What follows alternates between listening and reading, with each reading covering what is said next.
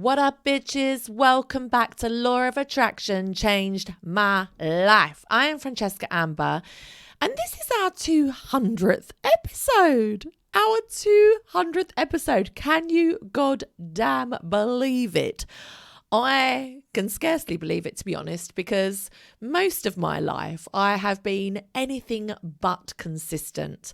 But shortly after starting this podcast, I started to see the massive effects of consistently applying the law of attraction to my life. And so I had no choice but to continue. And I hope that in some way, due to listening to this podcast, your life has changed or improved in some way if you are now consciously creating the life that you want rather than just letting life happen to you.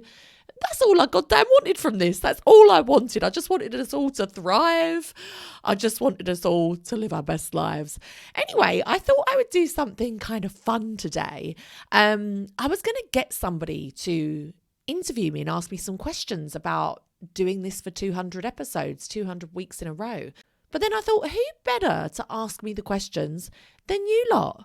You lot are the people that I feel know me the most and would ask the best questions. So I put it out on my Instagram. If you are not following me on Instagram, what are you doing with your life? I am at Francesca Amber or at Law of Attraction Changed My Life. Come and follow me if you like Law of Attraction quotes, or Francesca Amber if you like to see me doing things like Pancake Day a day late because I forgot about it, or just standing on my driveway whilst my children scoot up and down for 3 hours at a time. If you're into that kind of shit, come and follow me. So you guys asked some great questions, and I'm going to kick it off with a question actually from one of my best friends in the world, Kaylonda. So she asks, what is your best ever manifestation?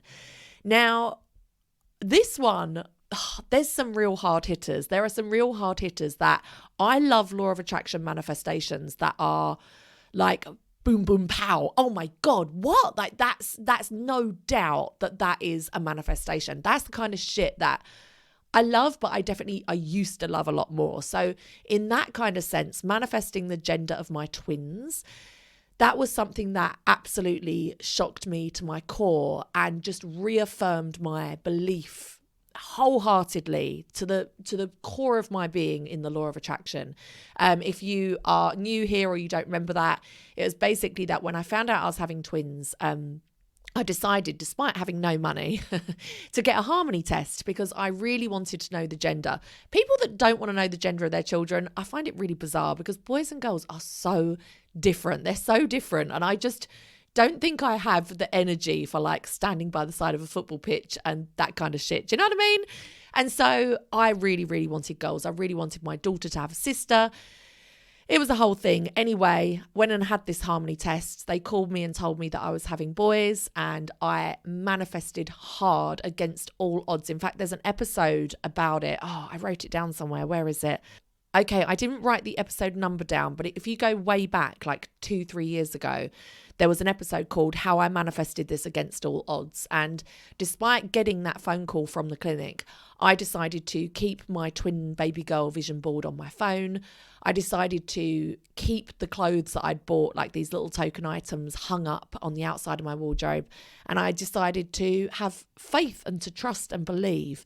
And 24 hours later, they called me back and said, we're so sorry. This has never happened. We've never done this before, but you're actually having 2 girls. And that to me was like such a wow moment because it was something that was really important to me. But I have to say, on this 200 episode journey, my manifestations have changed. And whereas in the past, I used to crave those wow moments that were like, I have no doubt that this exists. I have no doubt that this is a manifestation. Now I kind of don't need that validation. And so my other favorite manifestation is manifesting my dream house, simply because it was so effortless. It was really, really easy. Now, 2 years before that, I had manifested buying a house near my family in the countryside, whilst living in my flat in London, living in a little 1-bedroom flat. And I was in such a state of fear and panic and all kinds of things. You know, I was newly divorced.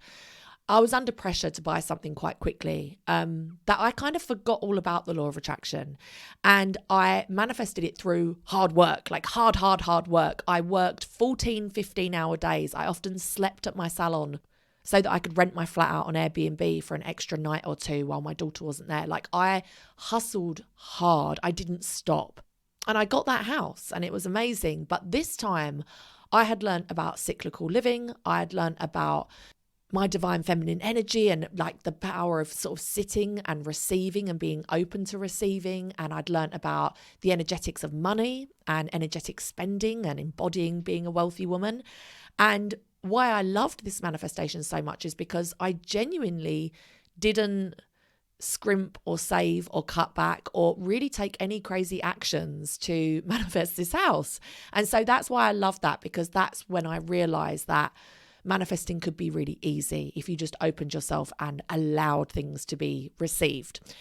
Okay, the next question is from Kaylee Bohm. She says, there's a lot of stuff out there about manifesting love, but what about being single? Do you know what, Kaylee?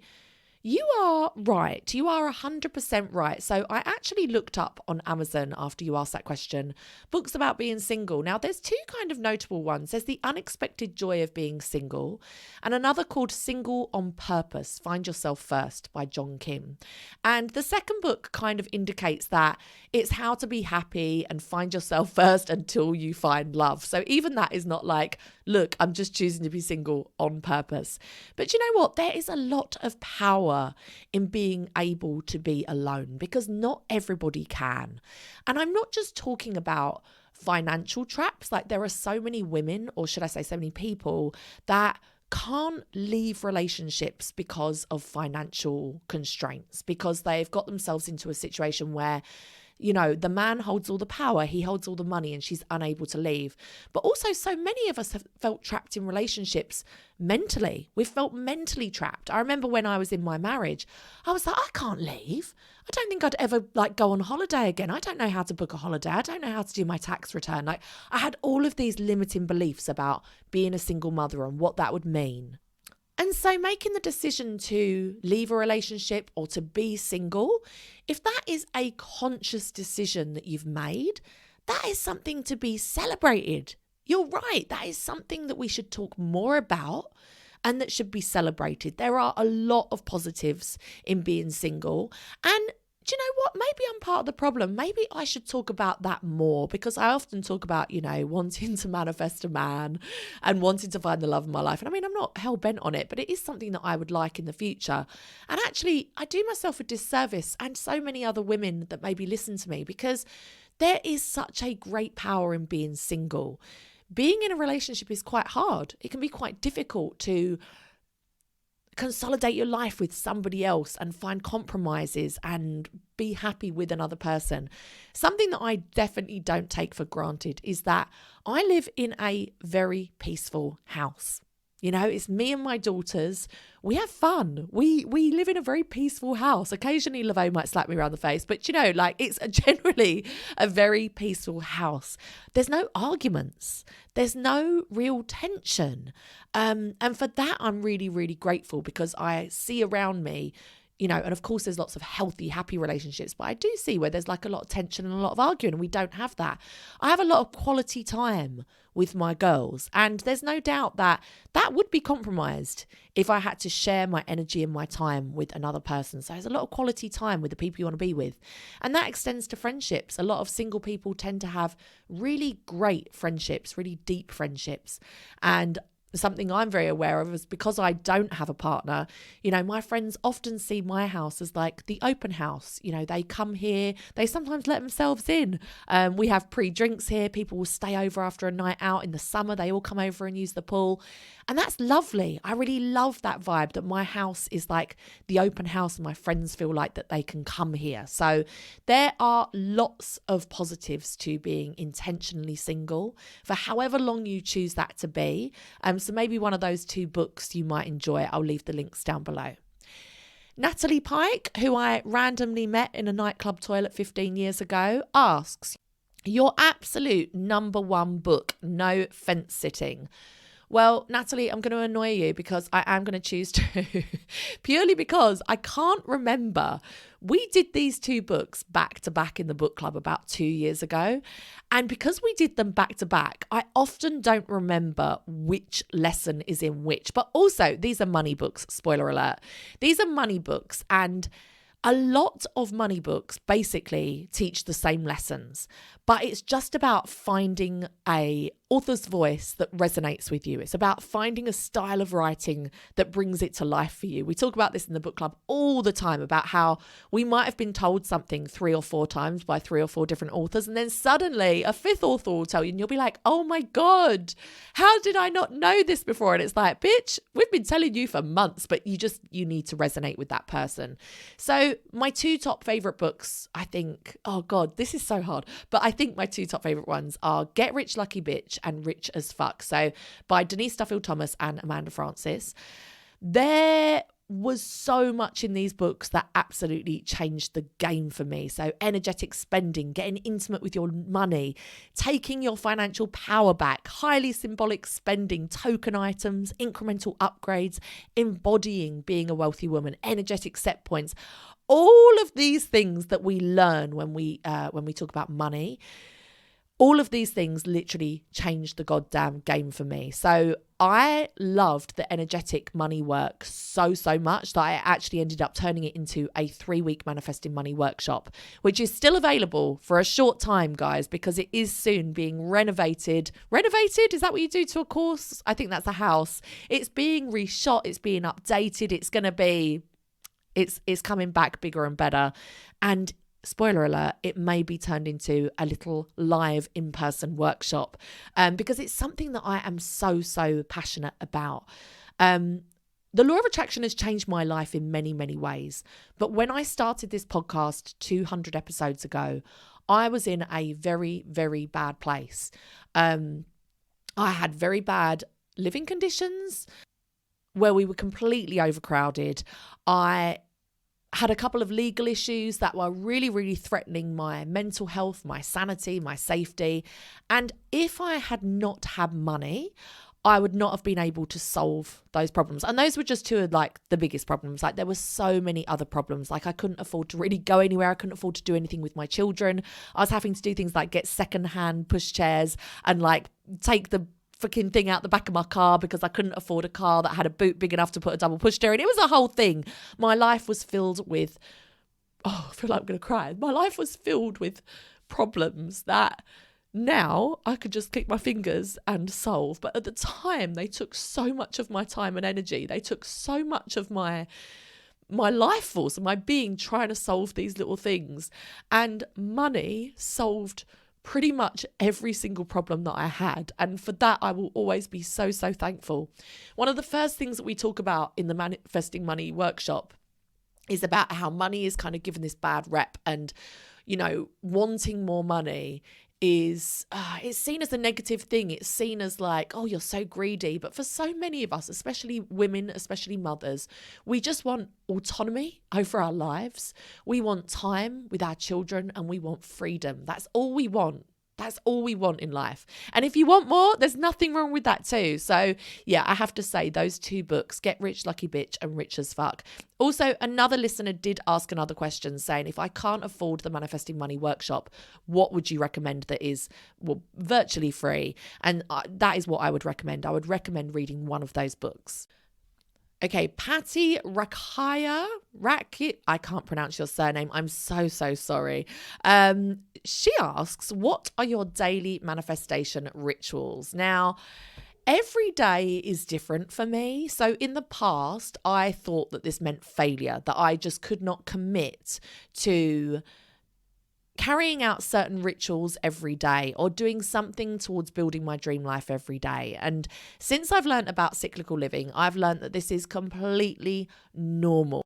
So not only sometimes am I just in that luteal phase before my period where I have very low energy and I feel like the whole world is against me, but sometimes, you know, it's winter. It's winter and you're just like, oh, I just want to hibernate. Or maybe it's half term. Right now it's half term for me. And my all of my time and energy is taken up with the children. And so I'm just surviving, and that's okay. So some days, I'll be honest with you, I do absolutely nothing, but there are other days where I will do many things. So today is my only work day of the week. And I knew that it had to be productive, it had to be inspired, it had to go well, because this is the only chance I've got this week. Like, I've got the children every other day. So last night I decluttered and cleared my office, as well as energetically cleaned it. So energetically cleaning it can mean, saging, but also it means cleaning with intention. So decluttering and cleaning with intention, being like, this is going to feel great. I'm clearing out so that I can welcome in the new, all that kind of jazz. I sorted out my wealth corners. I symbolically placed items, such as I've just placed a red book in the center of my desk, because the top center section is like your fame area in Feng Shui. And fame doesn't mean just, like, ta-da, I'm famous. Like, it just means the way that other people perceive you in your industry, the way that you guys perceive me, the way that people see you, basically. I listened to my wealth and success subliminal last night before working. This morning, on my way back from nursery, I listened to my high vibe playlist to get me in the right vibration for work. Also, procrastination is my biggest vibe killer. So to make it easy for myself to be productive today and get lots done, I prepared a few things. I wrote out my to-do list last night. I set out my desk with everything I needed the night before, so that this morning it was really easy just to come upstairs, see the first thing on my to-do list, which was record this podcast, and be like, boom, let's get to it, bitch. So I can help myself in lots of little ways. And that again goes back to doing things for your future self. Last night I spent a little time preparing for future me, today me, and today me is very, very thankful. But in terms of, every day, every night, the one thing me and the girls do every single night is we will say what our favourite thing that happened that day was. So we lay in bed and we will all go round and say our favourite thing. And that is something that really encourages you to look for all the good things that happened that day. And I guess another thing I do is I just say, as a matter of habit every day, how thankful I am for things. So I'll say to the girls, like, what did I do to deserve you? You are such an angel. I love you so much. Look at this gorgeous face. Like, I just speak it into them every day of how thankful I am that they're there. I think so many children get told all the time, God, you're such a pain. Like, get out of the way, or why are you doing this? And I just try to, and honestly, like, no blame or shame there. Like, all of us mums have those moments. I get it. But I try to speak into them as much as I can, how thankful I am for them. And little things like, today we drove past our house. We didn't go in it. We just drove past. And I was like, oh, hello house. Thank you so much for looking after all of our stuff while we're out. And thank you for being such a nice, warm, cozy place to be. I just like them to hear, and for me to hear, how thankful I am for the ordinary things every day. Okay, my next question is from Amasawa, and she says, how do you get back on the high vibe wagon when all of your faithful methods aren't cutting it? So there's no point in me saying like, oh, try journaling or try a subliminal or try it, because those are the faithful methods, right? And I totally get what you're saying. Do you know what I do? I give myself a rest and I give myself a pause. I allow myself to sink into it. Now, something that I do for my own self-care is I am very, very aware of going back to cyclical living. We're all sick of hearing about this, but honestly, it will change your goddamn life. I am very aware of my menstrual cycle. I'm very aware of the cycle of the moon, and I'm very aware of the seasons. Currently in the book club, we are reading Sacred Seasons. And in that book, she talks about how we often try and force ourselves up and out into a cold, hard, dark world. On 1st of January, I'm going to make these changes in my life and I'm going to do this and I'm going to do that. And we really do ourselves a disservice, because this is the time when we really should be resting, recovering, recuperating and storing our energy for the coming spring. And in the past, I've really worked against energy. In fact, when I say in the past, only last year. Last winter, I had just bought my house. Moving house is one of the most stressful things you can do. I had a couple of stressful things happen all in like a short space of time. And I just kept trying to force myself to go forward. I just kept pushing on and pushing on and pushing on. And it ended up with me having a bit of a breakdown stroke burnout. And it really frightened me because I felt so depressed. I felt so unmotivated to do this podcast, to do anything that kind of lit me up in this world. I had no interest in anything. It was like a proper full-on depression. And since learning more about cyclical living, I realized that that's because I was simply trying to force my body to bloom and to be out there and to all my flowers and my leaves to come out. I mean, not literally, but you know what I mean. In the dead of winter when I should have been resting. So next time you find yourself feeling like that, just ask yourself, like, are you in a phase of your life where you are supposed to just be nurturing yourself and resting and allowing yourself to just be? There's a lot of power in being aware of these cycles and also being aware of how your body responds to them. And the more that you start to track this and be aware of it, the more power you have, because you can say, oh, I don't hate my life. I'm not unmotivated or depressed or whatever. This is just my inner winter time and I'm supposed to be resting and relaxing. So there's a lot of power in that. So give yourself a rest, give yourself a break and become aware of where you are in your cycle. Alex Windrum asks, if you could only pick one thing, what is the single most important law of attraction action you can do? Oh, this is difficult because obviously there can't be only one. You need several steps to truly manifest. But I would say visualization. Visualization is where it all started for me many, many years ago when I was in a 9-to-5 that I hated, when I had a 4 to 5 hour long commute every day. I had nothing to do but visualize. So I used to just like walk with my iPod in and I would visualize and I would sit at my desk and I would daydream, which we now know is visualizing. And there is a lot of power in that because the reason I choose visualizing is because if you visualize enough with enough intensity and enough obsession, it helps if you have ADHD for that obsession part. The other actions that follow won't feel like law of attraction techniques. They won't feel like actions you're taking in the name of the law of attraction. They will just feel natural. So if you visualize and you have a strong vision of where you want to be or who you want to be or what you want to do, the rest will kind of follow. But yeah, you kind of need more than one step. Okay, I've got 3 questions here from somebody called Sacred Soul Coach, and she has some absolutely amazing questions. So here's the first one. What has been your favorite episode so far? So I looked back through my episode list and I've got to say, I've got to go back and listen to some of these because I am, well, obviously, I've only really spoken about things that I'm interested in. So, of course, like, I'm going to think they sound amazing. But I am obsessed with so many things. Romanticizing your life, taking action for your future self, protecting your energy, winter wellness, divine feminine energy, designing your environment for success, dressing for the life that you want, creating intentional spaces within your home, aligned goals, cyclical living. It's all right up my strata. And it's so hard to choose a favorite. But I have to say, my favorite things to talk about are spatial alchemy. So basically how your environment affects how you will manifest and it will affect your life. And there's a great episode called A Happy Life Starts with a Happy Home. This is episode 108.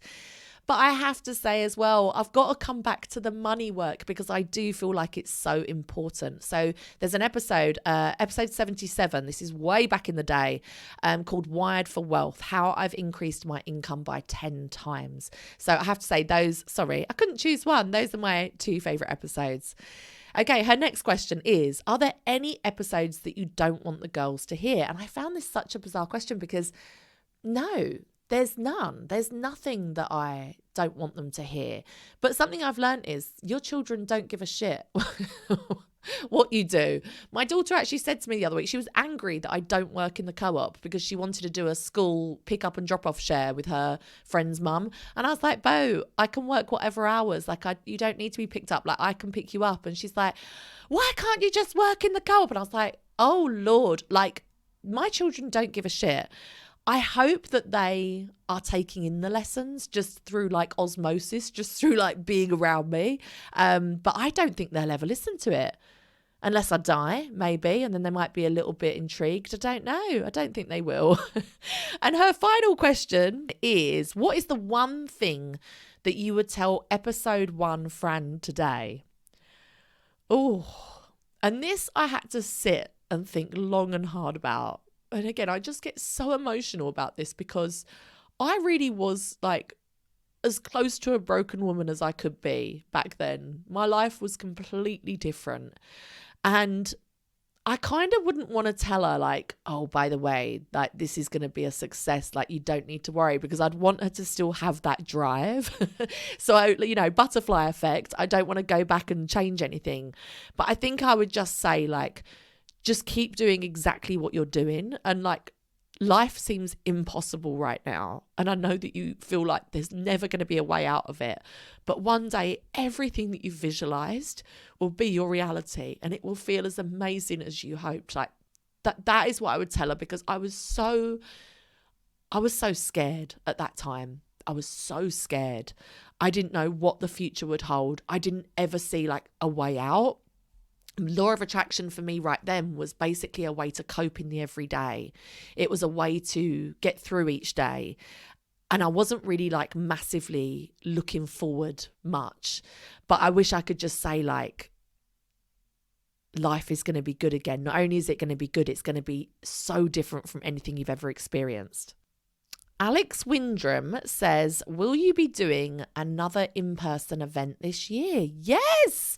So I absolutely loved doing my event last September. The only thing I didn't like about it, I mean, number one, wouldn't change a thing about it. # loved it. Amazing. But the only thing that I felt sad about is so many people traveled so far. I'm talking like people flew from America, and I obviously couldn't speak to 900 people. And that's one of the things that I really wanted to do, is I wanted to speak to everybody that had shown up, everybody that had taken the time to come. Like I just wanted to speak to everyone. And so going forward, I really want to do a couple of in-person workshops that are a lot smaller. So I really feel called this year to, like I was saying about my money manifesting 3-week workshop, I want to turn that into an all-day workshop in person. And I'd like it to be a lot smaller so that I can speak to everyone and it can be a much more intimate experience. So yes, look out for that. We are working on it, and hopefully there should be something out around August kind of time. I'm very excited. Meg Carrington says, how have you coped when something you've manifested hasn't come to fruition? Now, this is something that I have had to learn over time. In the past, I used to be a real manic manifester and a real controlling manifester. But over time, what I've learned is some of my biggest losses end up being some of my biggest positive transformations. Now, there's a lot of like surrender and letting go with this. And that can be really hard to do. It's like easy to say, hard to do. And somewhere that this is playing out in my life right now is in my flat in London. So I've owned my flat in London for, oh my goodness, like maybe 15, 17 years, something like that, since my mid-20s. And I've always loved it. I've always said like, I'm going to be carried out of that flat in a box. But ever since I took it back from like the long-term tenants this time last year, I've had a really weird feeling about it. And it's really bizarre. I don't know if it's because when I left that flat in the pandemic, it was under very, very traumatic circumstances. And I don't know. A lot has happened in that flat. I've had many conversations with friends about this. And it's like, when I got divorced, I moved back to that flat with my daughter. I lived there with my husband. I met my ex there. Like pretty much every ex I've had has been to that flat. Like there's a lot of history there. And every time I go to London, so my current setup is I live in the countryside, and then once a month I go and spend a weekend in London and I see my friends and I have a nice time. And I always have a great time. But for some reason, that flat always gives me a little bit of an uneasy feeling. My old salon that I lost in the pandemic and I never returned to it, I never went back, is literally a couple of doors away. And it just feels like there's memories around every corner, and they're not bad memories even, but it's like I just keep revisiting my past life. But it's something that I felt like I wasn't ready to accept or admit or move on.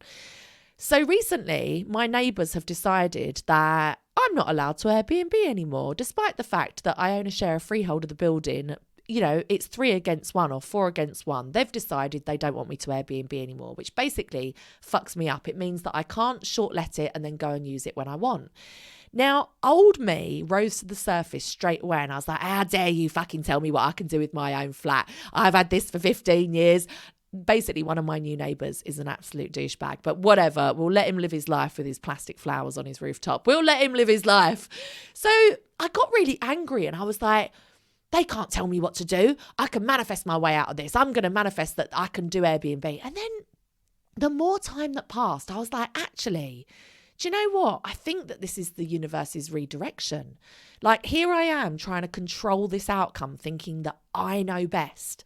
When actually, if I'm really honest with myself, as much as I have fun with my friends when I go back to London, and it's not London, it is my flat. It's that area. It's that whole vibe. I get this uneasy feeling each time. So instead, I've decided to go with this redirection. Now, it's not giving up, but it's surrendering to the idea that something better is coming. And this is just something that you can only learn over time. Now, when this happened with my salon back in the pandemic days, I fought and I fought and I fought. And I was like, I'm going to make this work. If I had just surrendered and let go, I would have realised that there was something far, far better waiting for me. And this is something that I really try to practice in my life now. So now I am getting a long-term tenant in there for a year or two. I am going to save. I'm going to save for a year or two. I'm going to use this time in the next year or two to visit different areas of London, stay in different areas of London and figure out where I want to be, like where I want to have a residence long term. And I don't know, I feel like maybe my ultimate goal is to buy Amy Winehouse's old house. That's always been a goal of mine. I don't know why. It's a little bit like Gary Vee is like hell-bent on, does he want to own the Knicks or something? I can't remember. He's just like, it's personal. Like, I just want to. I'm the same. I kind of want to buy Amy Winehouse's house. Not the one she died in, but the one she lived in. And I think that the outcome, 2 years' time, I will be sat there being like, thank God I did not hold on to that little flat.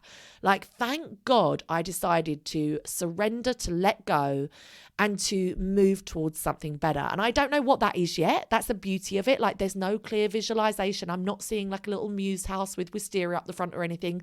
I don't know what it is. I'm really open to the possibility of anything, of absolutely anything. I mean, even to the point where it might not be in London.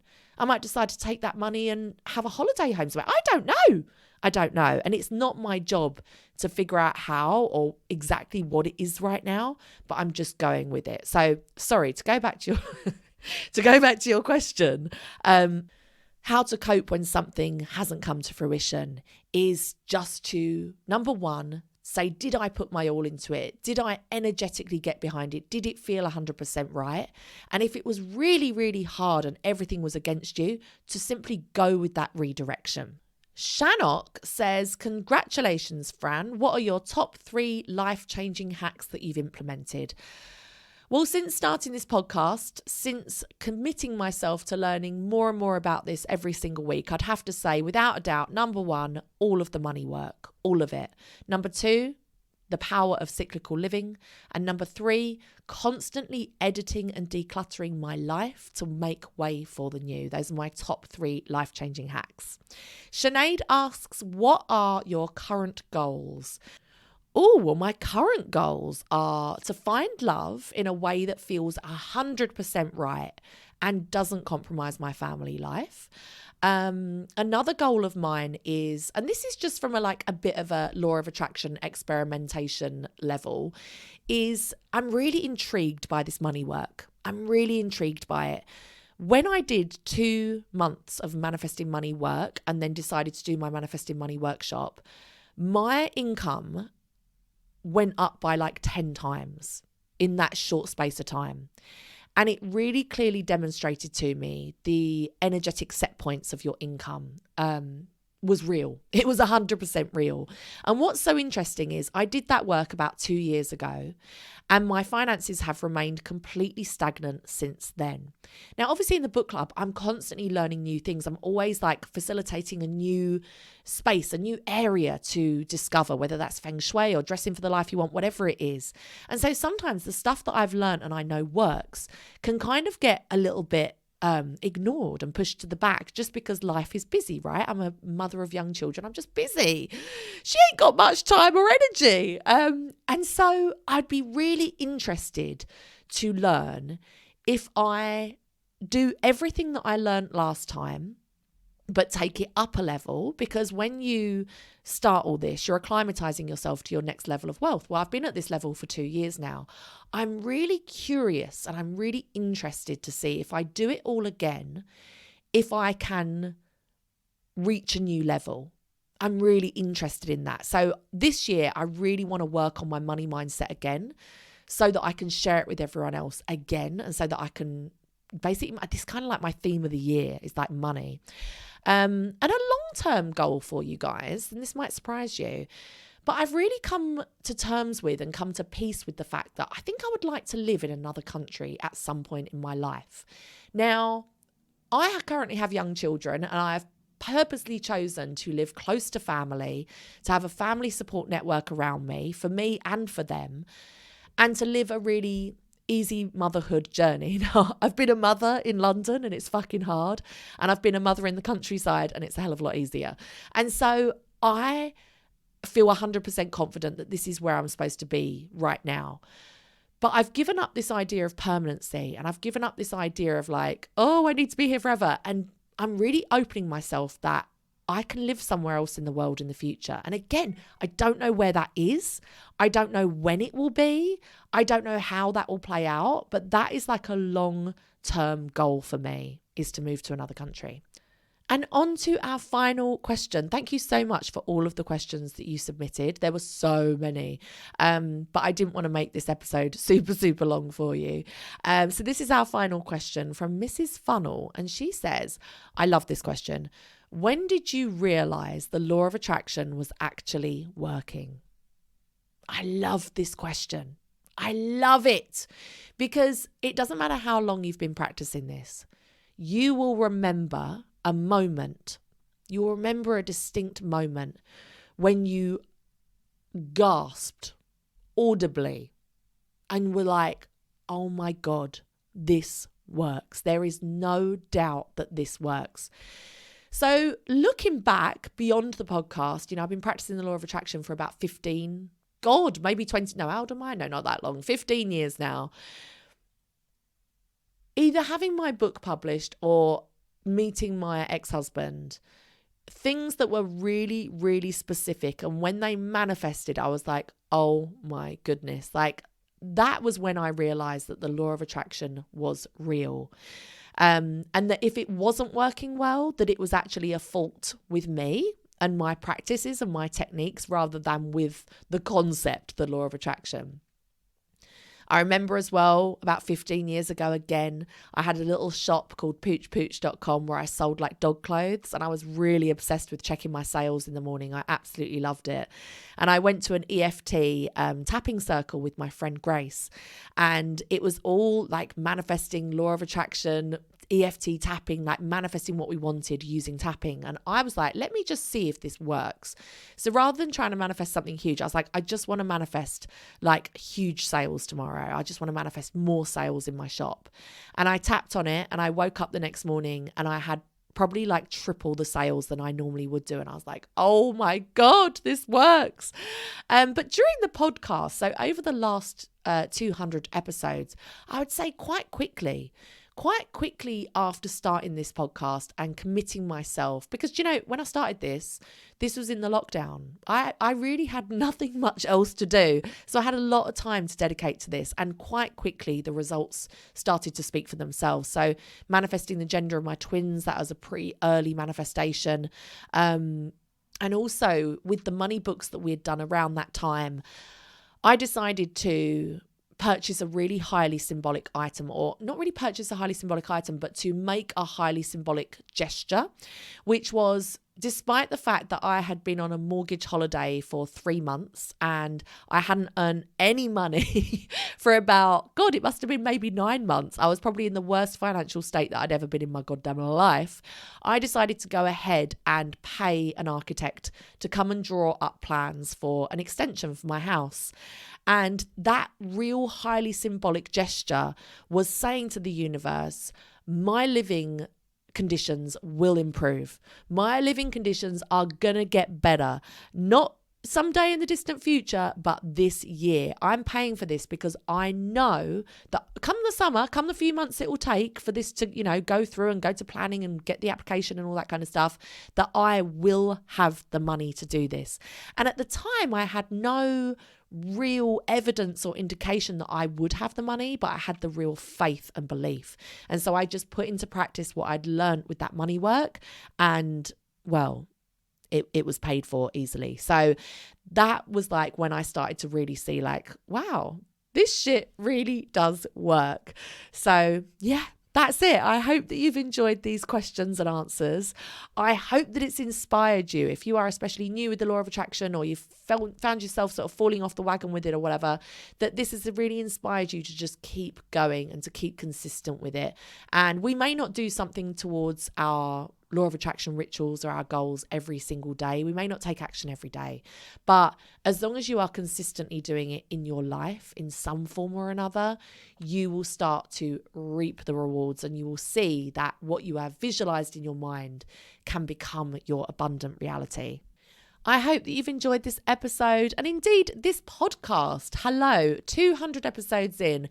If I could ask you one thing for my 200th episode, it would be to rate and review this podcast. If you did that, it would literally take mere seconds. You just scroll to the bottom and you can just tap however many stars you think it deserves. And you can leave it at that if you want, if you only have a couple of seconds. But if you have a couple of seconds more, you could just leave a review just saying what you've gained from this episode or this podcast and how much you enjoy it or whatever. And it really, really helps me out. So thank you so much. Like I said, you can come and join me on Instagram. I'm at Law of Attraction Changed My Life, where I post daily Law of Attraction quotes to inspire and to motivate, or at Francesca Amber, where I'm just living my goddamn life. I'm just living my best basic bitch life. But thank you so much for being here with me over the last 200 episodes, the last 200 weeks. It's insane, isn't it? I truly am thankful. I truly am grateful. And I hope that I can continue to learn and grow so that I can bring you more and more lessons through this podcast right into your ears, wherever you are, whether you're listening to this at work, in the bath, out on a walk. I'm so thankful that you chose me to be on your little journey with you. All right, bitches, I'll see you next week for episode 201. It just continues, doesn't it? It just continues. The law of attraction's changed my life. It's going to change yours too, bitch. I'll see you next week. Bye.